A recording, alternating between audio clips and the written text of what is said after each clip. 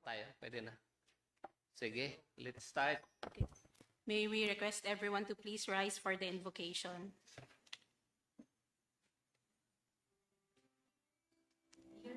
Father, we thank you for gathering us all today in this important endeavor. We ask that you bestow your guidance and blessing upon each attendee. May we honor one another by keeping an open mind. May we voice our truth and listen with an open heart. Bless everyone present today, that each may be able to share his or her contributions and gifts. Grant good health and safety to loved ones left outside this room, and bestow peace and goodwill to all of us. We ask for your wisdom and grace to use our talents for the betterment of others. May the various activities related to this day be a success through your intervention. With gratitude, we offer this prayer in your name. Amen. The presiding officer, back chairperson, Engineer Neil L. Macaraig. Good afternoon, everyone. This meeting is now called to order. May the back confirm if we have a quorum. Yes, Mr. Chair, with 7 back members in attendance, the back secretariat confirms the presence of the quorum. In this regard, please allow us to mention the names of those who are in attendance for this afternoon's procurement activity. In attendance are back members Ms. Letelyn C. Samosa, Engineer Benedict J. Sagon, Ms. Sofia M. Batilaran, Attorney Kathy May T. Elnas, the end user, Ms. Zaira Jane L. Carion, the back Vice Chairperson, Engineer Benedicto M. Cabral, and the back Chairperson, Engineer Neil L. Macaraig. For the members of the TWG, in attendance, Mr. Chair, our Engineer Rafi V. Fabros, Mr. Andrew G. Panganiban, Mr. Adrian Paul G. Andal, Ms. Aprilyn O. Burgos, Ms. Jaya Peaches L. Galvan, the TWG Assistant Head, Ms. Rochelle Ann V. Palapal, and the TWG Head, Ms. Alfie Delia S. Ferlado, and the back secretariat. Mr. Chair, we would also like to acknowledge the presence of the prospective bidders from Metro Color Corporation, represented by Ms. Jocelyn T. Decada. From Island Print Inc., Mr. Fernan R. Bobis. From Top Best Printing Corp., Ms. Shirley L. Janisio. And from Nova Business,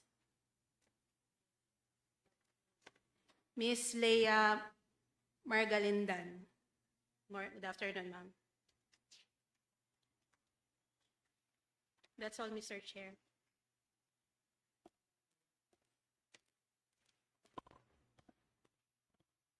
Thank you, back secretariat.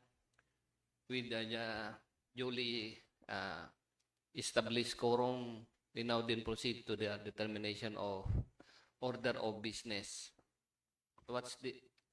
Kindly state what is the order of the business today? Thank you, Mr. Chair. The agenda for today is the pre-bid conference for the procurement project, lease of 1 lot various printing machines, including supply and delivery of consumables with provision of technical support and services through framework agreement with project identification number and PO Back File -004-26 with an ABC amounting to 25 million pesos. For the general rules, may we request that the general rules be presented? General rules. During the conference, all participants are expected to follow the general rules to ensure an orderly proceeding. Participants are requested to arrive on time. Bidders' authorized representatives who are physically present at the venue shall register and sign the official attendance sheet, while those participating through online platforms must indicate in the chat box their company name, company address, authorized representatives, email, and contact numbers. Proper meeting decorum must be observed at all times.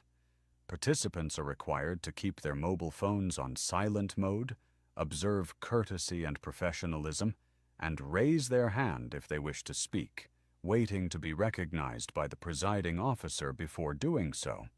All questions should be relevant to the subject matter being discussed, and unauthorized recording of the proceedings is strictly prohibited. Failure to comply with these rules may result in consequences, including a warning for minor violations or removal from the conference in cases of serious or repeated violations. Mr. Chair, the UBAC Secretariat would like to respectfully inform the body that notifications dated March 2, 2026 were duly sent to the following observers on the same day. Number 1, Commission on Audit. Number 2, Philippine Chamber of Commerce and Industry. Number 3, Philippine Business for Social Progress. Number 4, National Printing Office Workers Association. Number 5, National Printing Office Multipurpose Cooperative. We'd also like to acknowledge the presence of Mr. Paul Clen Erico B. Tampok, TWG member. That's all, Mr. Chair.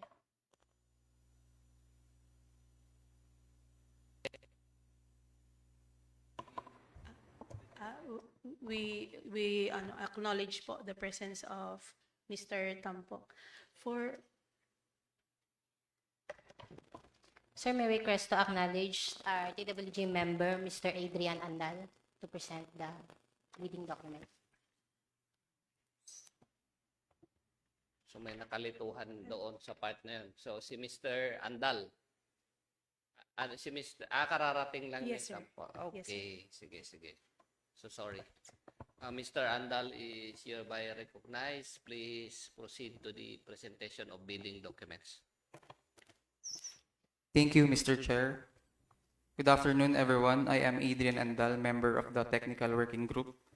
The presenter of the bidding documents for the procurement project, lease of one lot various printing machines, including supply and delivery of consumables with provision of technical support and services through framework agreement with identification number NPO-BAC-FAL-004-26 with an approved budget contract of 25 million pesos.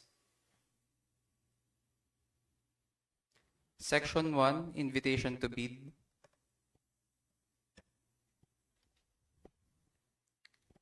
One, the National Printing Office, through the Revolving Fund 2026, intends to apply the sum of 25 million pesos, being the approved budget for the contract to payments under the contract for the lease of one lot various printing machines, including supply and delivery of consumables with provision of technical support and services through framework agreement. Bids received in excess of the ABC shall be automatically rejected at bid opening. 2.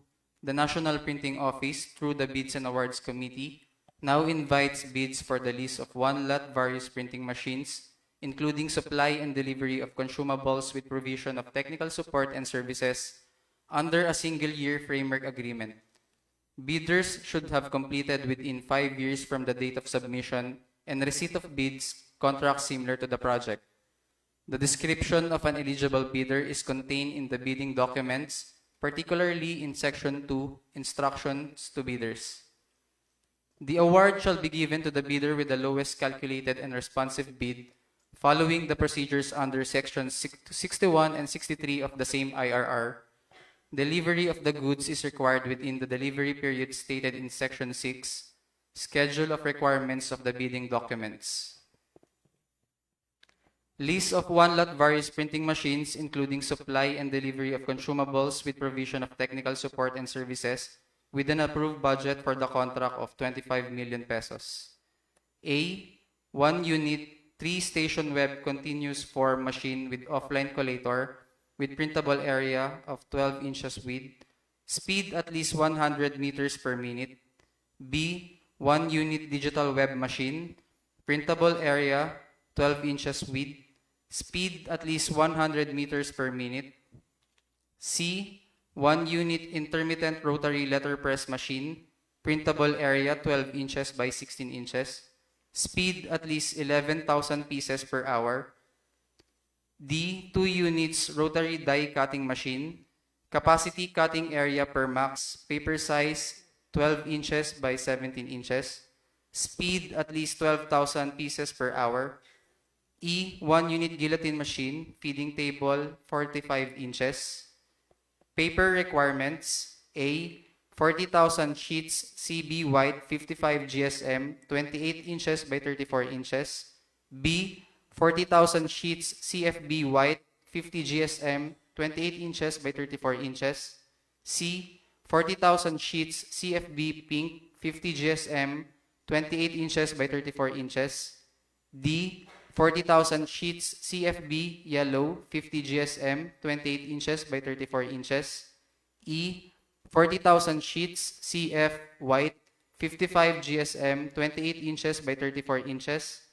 F, 40,000 sheets CF blue 55 GSM 28 inches by 34 inches. G, 40,000 sheets CF yellow 55 GSM 28 inches by 34 inches. H, 15,000 kilogram CB white 55 GSM 10 inches. I, 5,000 kilogram CFB white 50 GSM 10 inches. J, 5,000 kilogram CFB green 50 GSM 10 inches. K, 5,000 kilogram CFB pink 50 GSM 10 inches. L, 5,000 kilogram CFB yellow 50 GSM 10 inches. M, 5,000 kilogram CF white 55 GSM 10 inches. N, 5,000 kilogram CF blue 55 GSM 10 inches. O, 5,000 kilogram CF yellow 55 GSM 10 inches. Security paper P, 100,000 sheets 95 GSM 25 inches by 38 inches. 3M reflective paper Q, 6,000 sheets 125 GSM 24 inches by 36 inches. Security sticker R, 10,000 sheets 55 GSM 24 inches by 36 inches. Polypropylene sticker S, 10,000 sheets 65 GSM 24 inches by 36 inches. Note, technical support services and maintenance inclusive of the replacement of parts, repair kits, and other various consumables like printing inks, degreaser, gear oil, cleaning chemicals, hydraulic oil, and other expendables chargeable in click charges of the machines during operation. Delivery site, National Printing Office, EDSA Corner, NIA North Road, Diliman, Quezon City. 3. The preliminary examination of bids shall be conducted through competitive bidding procedures using a non-discretionary pass or fail criterion as specified in the IRR of RA number 12009. Bidding is restricted to Filipino citizens or sole proprietorships, partnerships, or organizations with at least 60% interest or outstanding capital stock belonging to citizens of the Philippines, and to citizens or organizations of a country the laws or regulations of which grant similar rights or privileges to Filipino citizens pursuant to RA number 5183. 4. Interested bidders may obtain further information from NPO Back Secretariat at contact numbers 8925-2182 or 0917-815-5170 and inspect the bidding documents at the address given below from Mondays to Fridays, except holidays, from 8 a.m. to 5 p.m. 5. A complete set of bidding documents may be acquired by interested bidders from the NPO Back Secretariat from the date of posting to March 24, 2026, 1:30 p.m., and upon payment of the applicable fee for the bidding documents, pursuant to the latest guidelines issued by the GPPB in the amount of 25,000 pesos. Bidding documents may also be downloaded free of charge from the website of the Philippine Government Electronic Procurement System and or the website of NPO, provided that bidders shall pay the applicable fee for the bidding documents not later than the submission of their bids. 6. The NPO will hold a pre-bid conference on March 12, 2026, 1:30 p.m. at the John Silvanus Leach Training Room, 3rd floor of NPO building. Okay, wait, Mr. Andal, for number 4. Number 4 should be Mondays to number 4. Yung last paragraph, given below Mondays to Thursdays. Shall be included in the bid bulletin. Please take note, Back Secretariat. Continue. To continue, 7, bids must be duly received by the Bids and Awards Committee, Secretariat, through manual submission at the National Printing Office, EDSA Corner Nia North Road, Diliman, Quezon City, on or before 1:30 p.m. of March 24, 2026. Late bids shall not be accepted. 8, all bids must be accompanied by a bid security in any of the acceptable forms and in the amount stated in ITB Clause 16.1. 9, bid opening shall be on March 24, 2026, immediately after the deadline of the submission of bids at John Silvanus Leach Training Room, 3rd floor. Bids will be opened in the presence of the bidders' representatives who choose to attend the activity. Only 2 representatives per bidder will be allowed to enter the venue.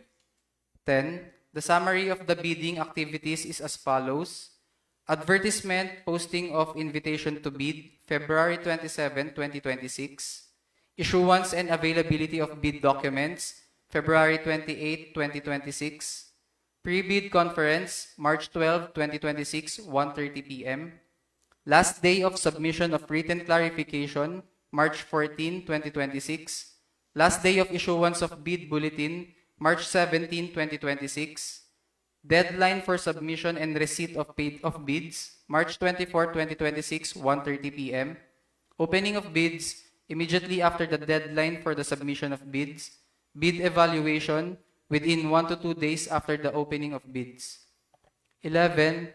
The NPO reserves the right to reject any and all bids, declare a failure of bidding, or not award the contract at any time prior to contract award in accordance with Section 70, Subsection 4 of RA number 12009, without incurring any liability to the affected bidder or bidders. 12. For further information, please refer to Mr. Roy Leo C. Pablo, Back Secretariat Head, Bids and Awards Committee, National Printing Office, EDSA Corner, Nia North Road, Diliman, Quezon City. Contact number 8925-2182 or 0917-815-5170. Email backsecretariat@npo.gov.ph. 13. You may visit the following websites for downloading of bidding documents. https://notices.philjeps.gov.ph/ https://www.npo.gov.ph/ Date of issue February 28, 2026. Section 2, Instruction to Bidders. We will read on the most relevant matter regarding bidders' responsibilities. Section 6, Bidders' Responsibilities. 6.1, the bidder or its duly authorized representative shall submit an omnibus sworn statement in the form prescribed in Section 8, Philippine Bidding Document Related Forms as required in ITB Clause 12.1, Element 8. 6.2, before submitting their bids, the bidder is deemed to be knowledgeable with all existing laws, decrees, ordinances, acts, and regulations of the Philippines which may affect this project in any way. 6.3, the bidder undertook the following responsibilities. A, took steps to carefully examine and ensure full understanding and comprehension of the bidding documents, its requirements, clauses, and provisions. B, acknowledge all conditions, local or otherwise, affecting the implementation of the contract.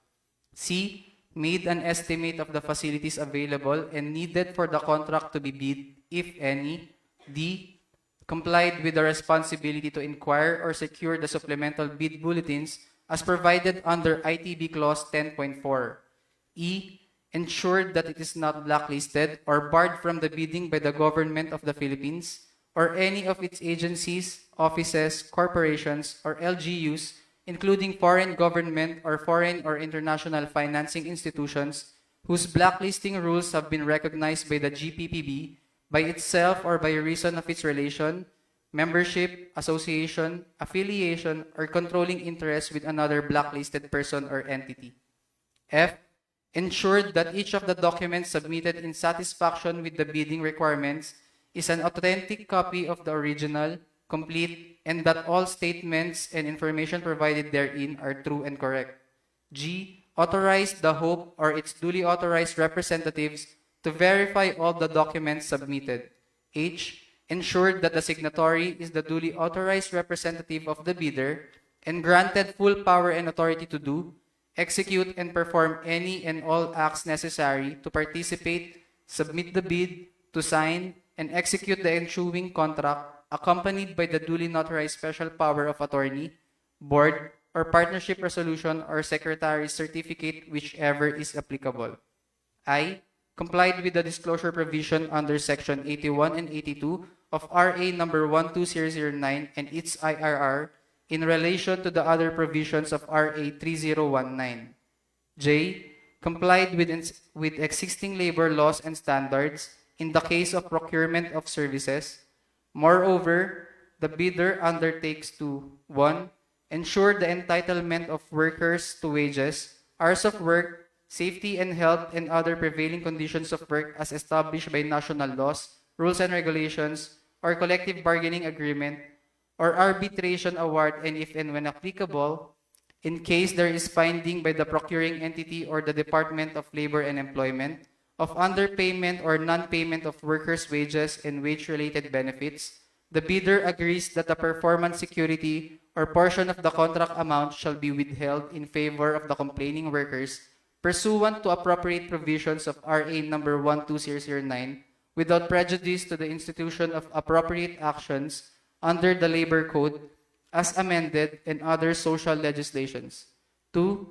Comply with occupational safety and health standards and correct deficiencies, if any. In case of imminent danger, injury, or death of the worker, the bidder undertakes to suspend contract implementation pending clearance to resume from the DOLE or regional office in compliance with the work stoppage order. And 3.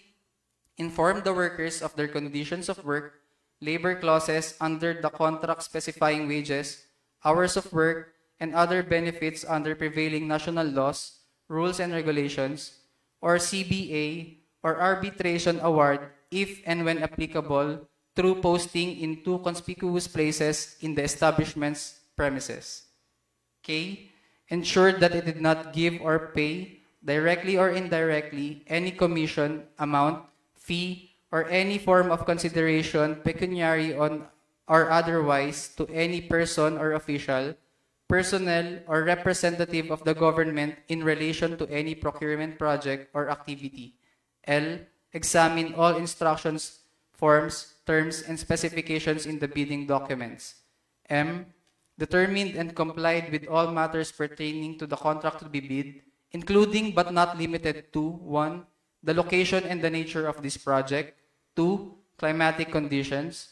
3. Transportation facilities. And 4. Other factors that may affect the cost, duration, and execution or implementation of this project. N. Ensured that all information in the bidding documents, including bid or supplemental bid bulletins issued, are correct and consistent. The procuring entity shall not assume any responsibility regarding erroneous interpretations or conclusions by the prospective or eligible bidder out of the data furnished by the procuring entity. Failure to observe any of the above responsibilities shall be at risk of the bidder concerned. 6.4. Further, the bidder shall bear all costs associated with the preparation and submission of its bid, and the procuring entity shall in no case be responsible or liable for those costs, regardless of the conduct or outcome of the bidding process. In case of failure of bidding, the bidding document's fee may be applied in the rebidding for the same project. 6.5. Furthermore, the bidder should be aware that the procuring entity will accept bids only from those that have paid the applicable fee for bidding documents at the office indicated in the invitation to bid. Section 3, bid data sheet. ITB Clause 1.1. The procuring entity, National Printing Office, the project title, lease of 1 lot various printing machines, including supply and delivery of consumables, with provision of technical support and services through framework agreement, the identification number, NPO-BAC-FAL-004-26, the number of lot 1, the funding source is 2.1, the GOP through the source of funding as indicated below for 2026 in the amount of 25 million pesos. 2.2, the source of funding is through the revolving fund.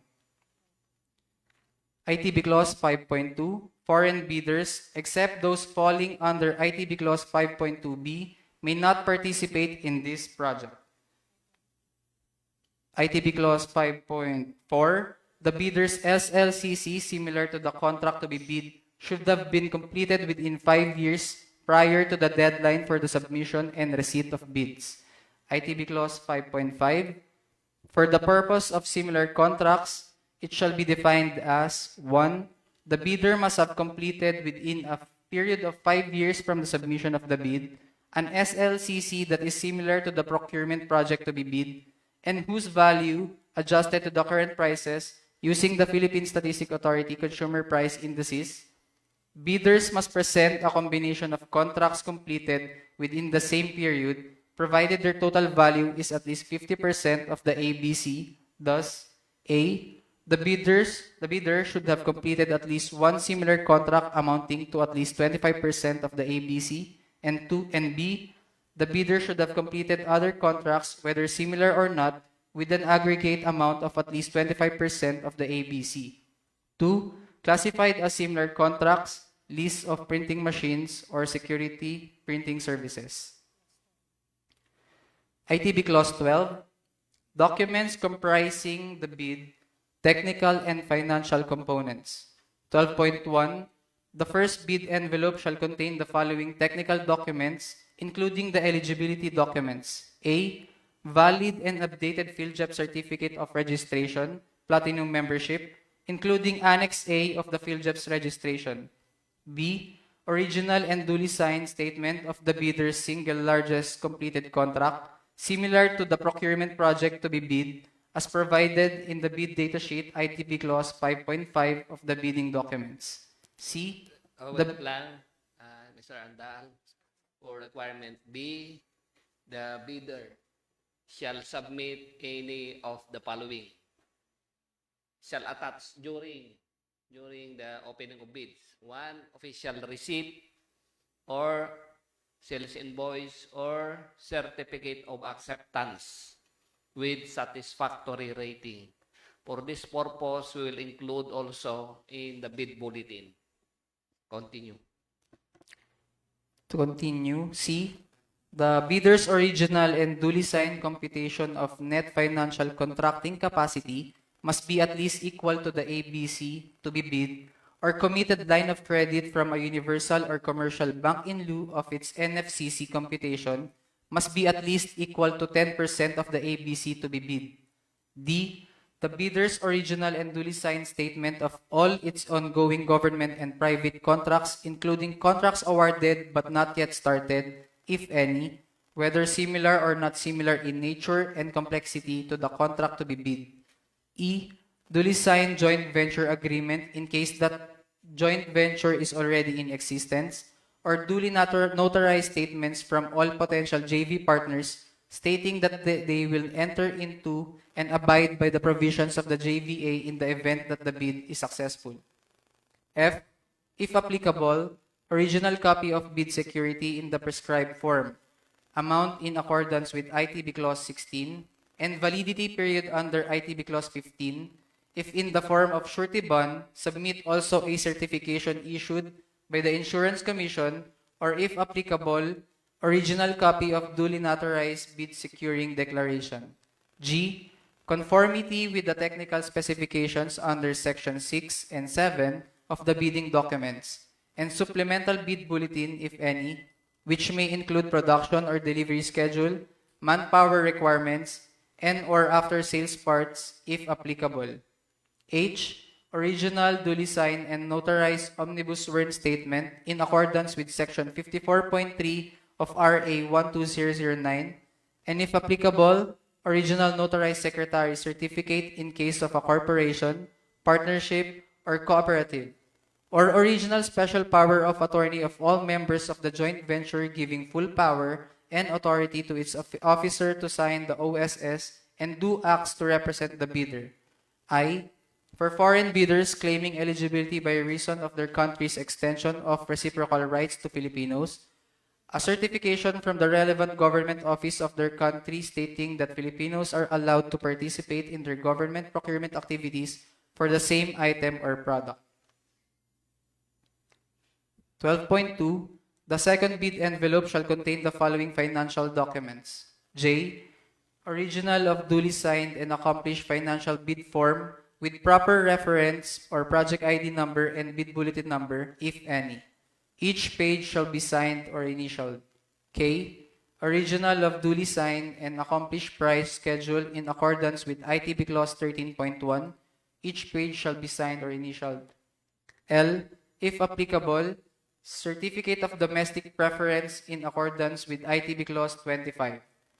Note: notarized documents, as indicated or stipulated in herein checklist, must bear the complete details of the notary public as follows: A.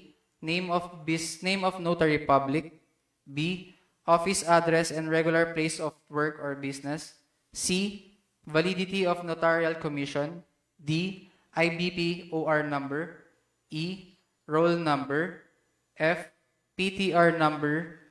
G. At least MCLE compliance 8 or as applicable. 15.1. 12.4. Sorry.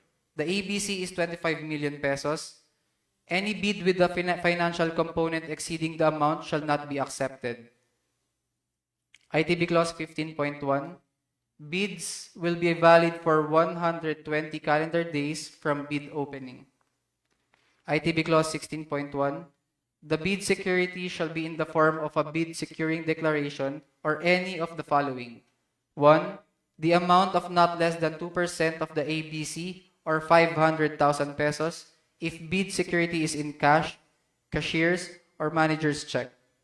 2. The amount of not less than 5% of the ABC or 1,250,000 pesos if bid security is in bank draft, guarantee, irrevocable LOC, or surety bond. Bid securities other than a bid securing declaration shall be turned over to the NPO cashier section for custody. The bid securing declaration shall be in custody of the back secretariat. Bid security shall not contain any deletion, crossing out, expunction, or any form of correction. Otherwise, NPO may reject such security if any such intercalation, superimposition, or alteration affects any material, information, or feature of the document. 16.2. The bid security shall be valid for 120 calendar days from bid opening. ITB Clause 18. For the submission of bid proposal, 1. Each bidder shall submit only one copy of the first and second components of its bid. 2. Bidders shall enclose their technical documents described in ITB Clause 12 in one sealed envelope marked technical component and the financial component in another sealed envelope marked financial component. Both envelopes shall be enclosed in one single outer mother envelope marked bid, properly labeled, sealed, and signed by the bidder or its authorized representative. The markings on all envelopes shall, 2.1, contain the name of the contract to be bid in capital letters. 2.2, bear the name and address of the bidder in capital letters. 2.3, be addressed to the procuring entities back in accordance with ITB Clause 1.1. 2.4, bear the specific identification of this bidding process indicated in the ITB Clause 1.1. And 2.5, bear a warning, do not open before the date and time for the opening of bids in accordance with ITB Clause 19. To facilitate the receipt and classification of bid envelopes, 2.1, outer mother envelope shall be in color red. 2.2, the inner envelope containing technical proposal shall be blue. 2.3, the inner envelope containing financial proposal shall be green. 2.4, the post-qualification documents shall be brown. Bid envelopes that are not properly sealed and marked as required in the bidding documents shall be accepted, provided that the bidder or its duly authorized representative shall acknowledge such condition of the bid as submitted. The BAC shall assume no responsibility for misplaced or lost contents of the improperly sealed or marked bid, or for its premature opening. On the other hand, unsealed and or unmarked bid envelopes or bids that cannot be opened or corrupted in case of online submission shall be rejected. Note, notarized documents as indicated or stipulated in herein checklist must bear the complete details of the notary public as follows: A. Name of the notary public. B. Office address and regular place of work or business. C. Validity of notarial commission. D. IBPP or R number. E. Roll number. F. PTR number. G. At least MCLE compliance 8 or as applicable. Any supplemental bid bulletin issued by the BAC shall also be posted in the PhilJeps in any conspicuous places in the premises of the procuring entity and on the website or social media platforms of the procuring entity, if available, or such other channels as may be authorized by the GPPB. It shall be the responsibility of all prospective bidders, including those who have properly secured the bidding documents, to inquire and secure supplemental bid bulletins that may be issued by the BAC. ITB Clause 19. The address for the submission of bids is through manual submission at the National Printing Office, EDSA Corner Nia North Road, Diliman, Quezon City. The deadline for the submission of bids is March 24, 2026, 9:30 a.m. Sige, Engineer Cabral. Okay, 1:30. BAC Secretariat, please take note. Bid bulletin. Continue. To continue, ITB Clause 22.1. The place of the bid opening is at John Silvanus Leach Training Room, 3rd floor. The date and time of bid opening is immediately after the deadline of the submission of bids. ITB Clause 26.3a. The award criterion shall be determined as lowest calculated bid. BAC Secretariat, it should be LCRB. Bid bulletin again. Continue.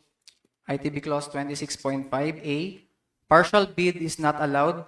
The goods are grouped in a single lot and the lot shall not be divided into sublots for the purpose of bidding, evaluation, and contract award. 26.5b. Arithmetical correction is allowed. 27.1. Post-qualification documents may be submitted during the bidding, but this does not disqualify bidders who will not submit post-qualification documents during bid submission. Within a non-extendable period of 5 calendar days from receipt by the bidder of the notice from the BAC that it submitted the lowest calculated bid or single calculated bid, said bidder shall submit the following post-qualification documents. 1. When applicable, copies of contract or purchase order, notice to proceed, notice of award, letter of extension duly signed by the same individual whose name and signature appears on the original contract or his or her authorized representative, but with a corresponding letter of authority designating the sanctions or endorsed signatory of projects stated in the statement of all ongoing projects, including those awarded but not yet started. 2. Valid SEC registration or DTI registration. 3. Bylaws as applicable. 4. Articles of incorporation, amended articles of incorporation as applicable. 5. Updated general information sheet, duly stamped received by the SEC or any proof of receipt of submission made thereto as applicable. 6. Valid mayor's permit. 7. Updated or renewed tax clearance. 8. Latest income and business tax returns filed manually or with EFPS. 9. Updated or latest audited financial statement with proof of receipt by the BIR or its duly accredited and authorized institutions. Note: photocopied documents submitted shall be initialed or signed by the authorized representative. During the inspection of the post-qualification team, the winning bidder shall present the original copies of these documents for comparison. In the event that site inspection cannot be undertaken, it is the responsibility of the winning bidder to present the original post-qualification documents for comparison within the post-qualification period.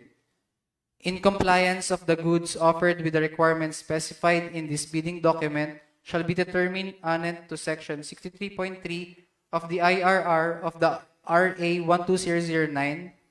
The BAC shall verify and validate the veracity, authenticity, and validity of all the eligibility documents supporting the PhilJEP's Certificate of Registration, Platinum Membership. Ma'am Del, yes. Sir,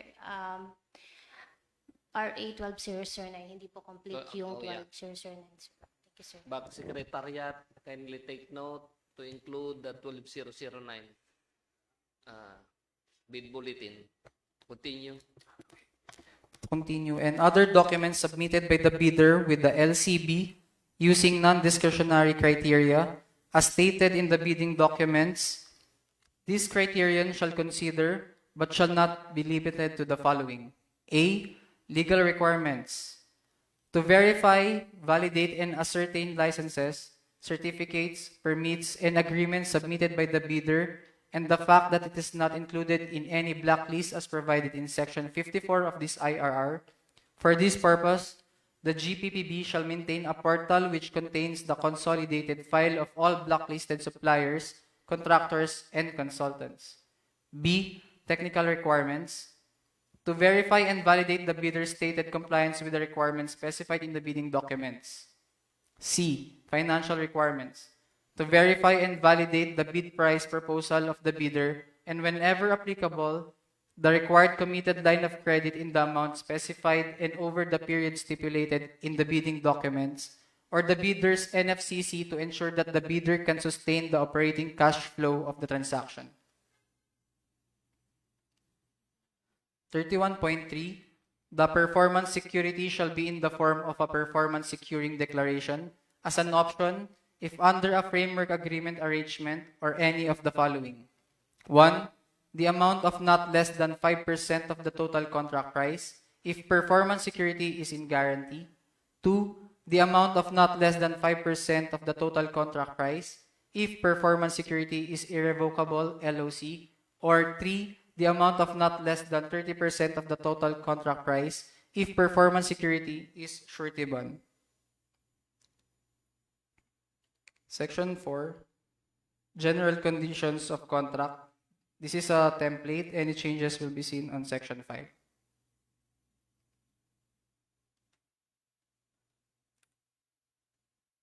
Section 5, Special Conditions of Contract.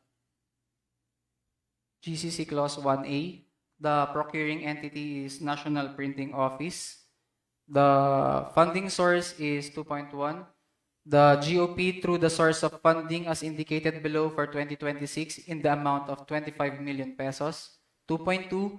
The source of funding is through the revolving fund. 1D. The project site is National Printing Office, EDSA Corner, Nia North Road, Diliman, Quezon City. Clause 10.3.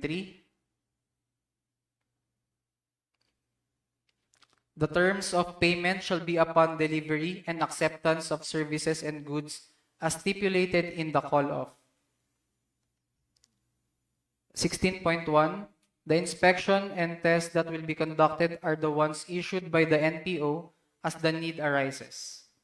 17.3.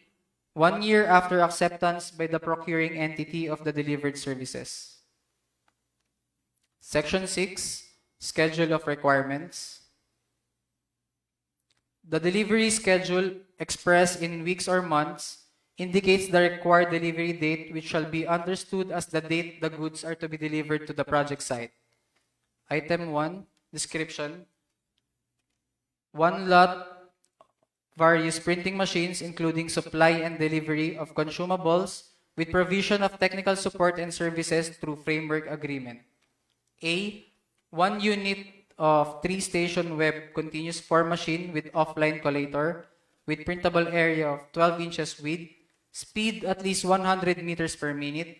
B, 1 unit digital web machine with a printable area of 12 inches width, speed at least 100 meters per minute.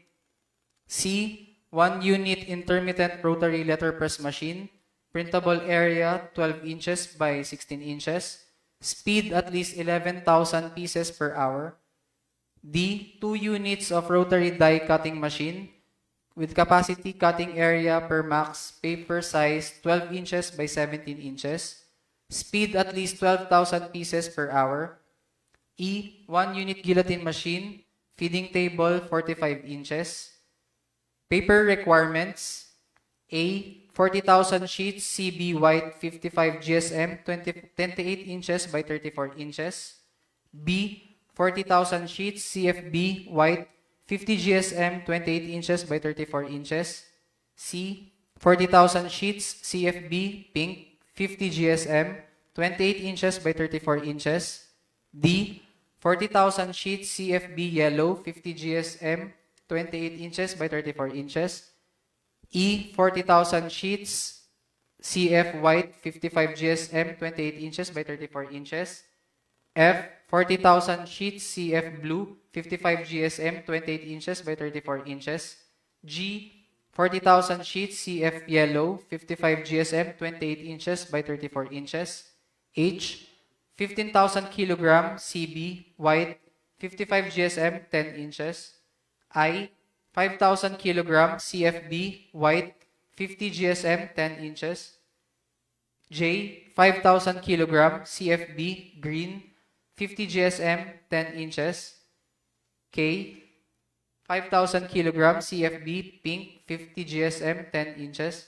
L, 5,000 kilogram CFB yellow 50 GSM 10 inches. M, 5,000 kilogram CF white 55 GSM 10 inches.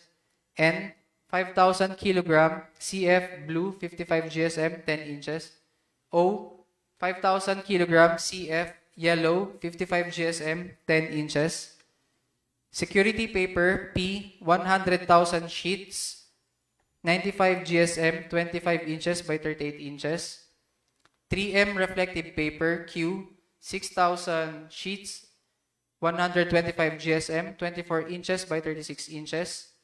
Security paper 55 security sticker R, 55 GSM 24 inches by 36 inches.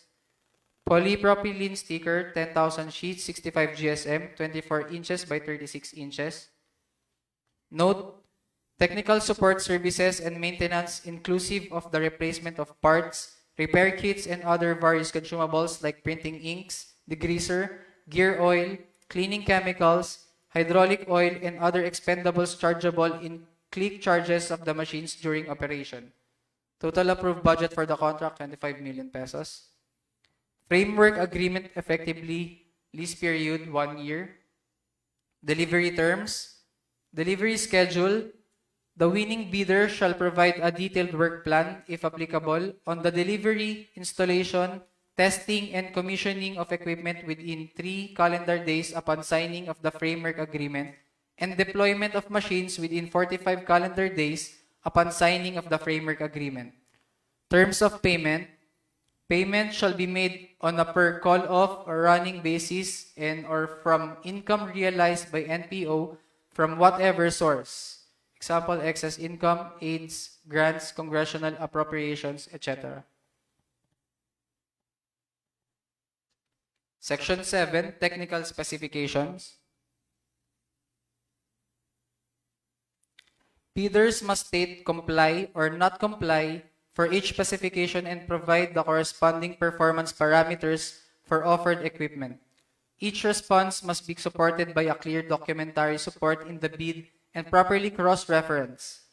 Acceptable evidence includes unaltered manufacturer sales brochures, official specification sheets, product samples, independent test results, and similar documents. Claims should be backed by documentary support. If the evidence contradicts the claim, the bid may be rejected. Any false statement, whether in the compliance form or supporting documents, found during evaluation, post-qualification, or contract implementation may be considered fraudulent in accordance with ITB Clause 3.1, Element A2, and without prejudice to the imposition of appropriate administrative, civil, and criminal penalty in accordance with law. Item 1, specification. Wait po. For machines and raw materials, the same as stated in Section 6. We'll just read the other requirements. Additional requirements. 1. The winning bidder shall submit duly notarized affidavit of the following: proof of ownership or the right to use the machines or equipments or peripherals under Section 6. Guarantee that the printing machine or equipment and peripherals shall meet the printing requirements as provided in Section 7, technical specifications of the herein bidding documents, and that the parts needed for the repair of the printing machine, equipment, peripherals shall be available for 1 year from the receipt of the notice to execute framework agreement.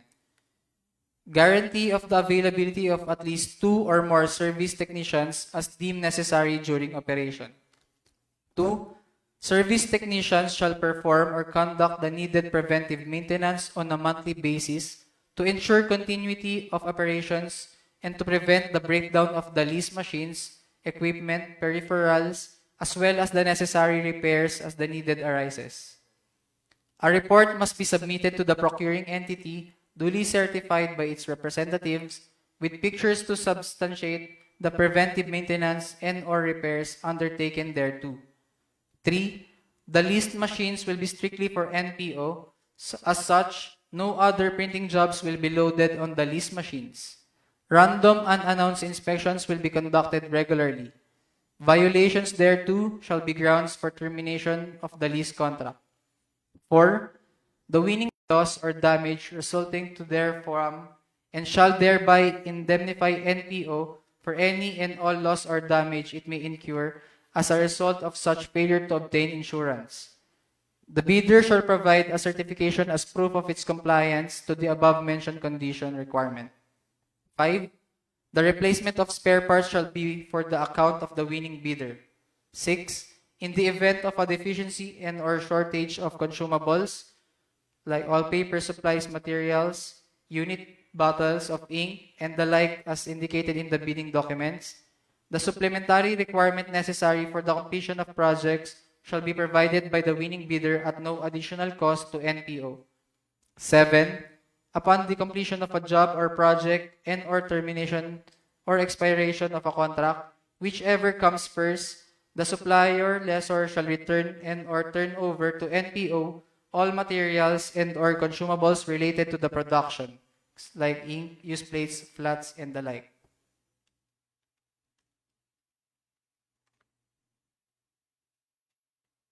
Mr. Chair, that concludes the presentation of the bidding documents.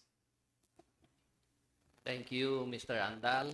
For Section 8, template po yan ng mga bidding forms under 12009. Okay, now, the floor is open for any questions, clarifications, suggestions related to the project. Any question, no?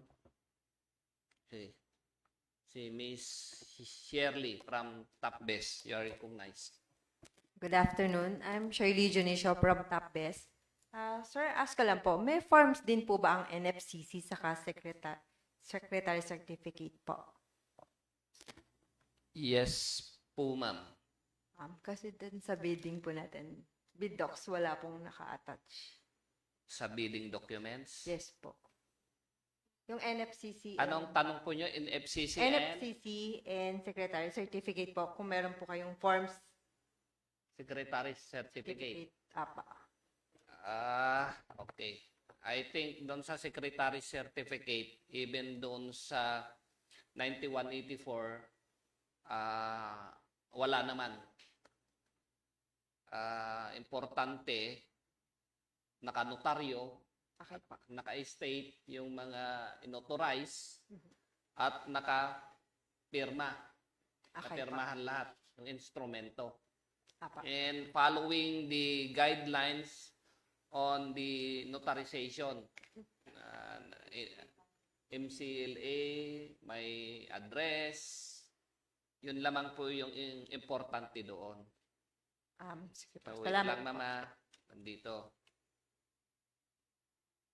Apa.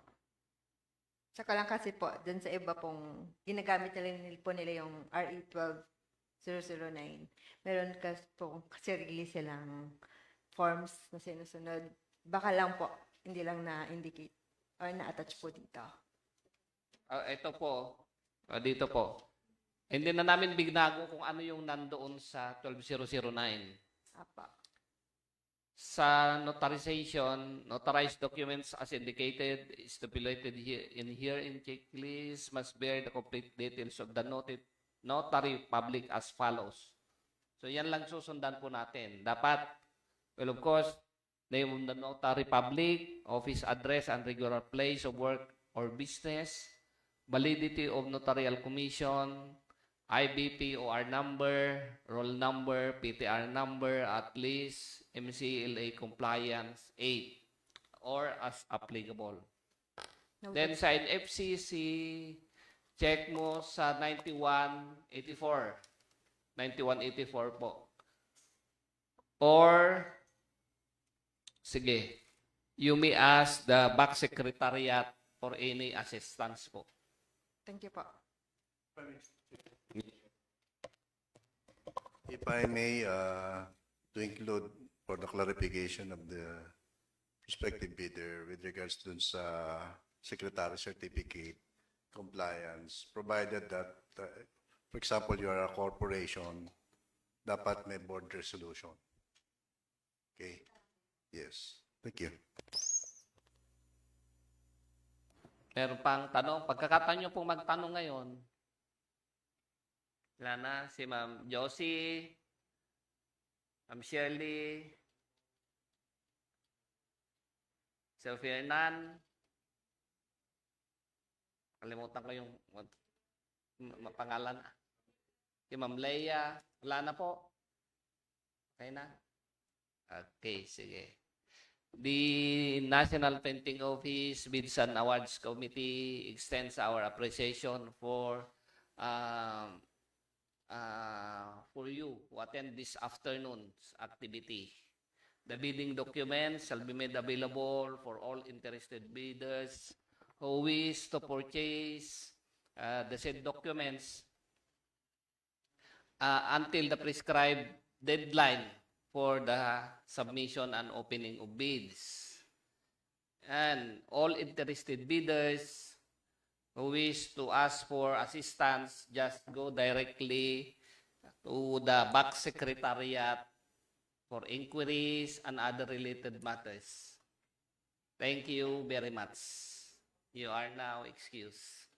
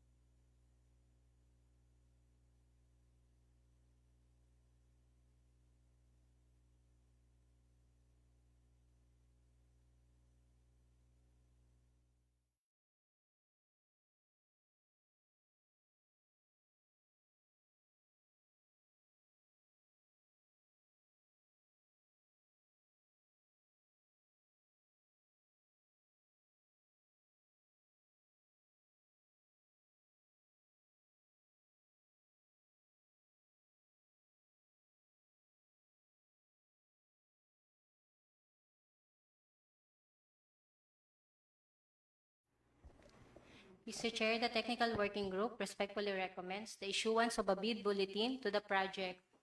List of one lot, various printing machines, including supply and delivery of consumables, with provision of technical support and services, with identification number NPO-VAC-FAL-004-26, to formalize agreed upon amendments and clarifications. Accordingly, the bid bulletin shall be posted and uploaded on the PhilJEP's website, the NPO website, and be displayed prominently within the NPO premises. There's a recommendation for the uploading of bid bulletin once the discussed revision be finalized and be uploaded to the PhilJEP's NPO website and conspicuous places here at NPO. Any motion from the members of the BAC? Mr. Chair, I move to adopt the recommendation of the Technical Working Group. Any objection? Hearing none, the recommendation is adopted. Please take note of the recommendation, Noted, Mr. BAC Secretariat. Having no other matters to be discussed, the BAC Secretariat recommends the adjournment of the meeting. There's a recommendation from the BAC Secretariat to adjourn the activity. In a motion from the members of the BAC.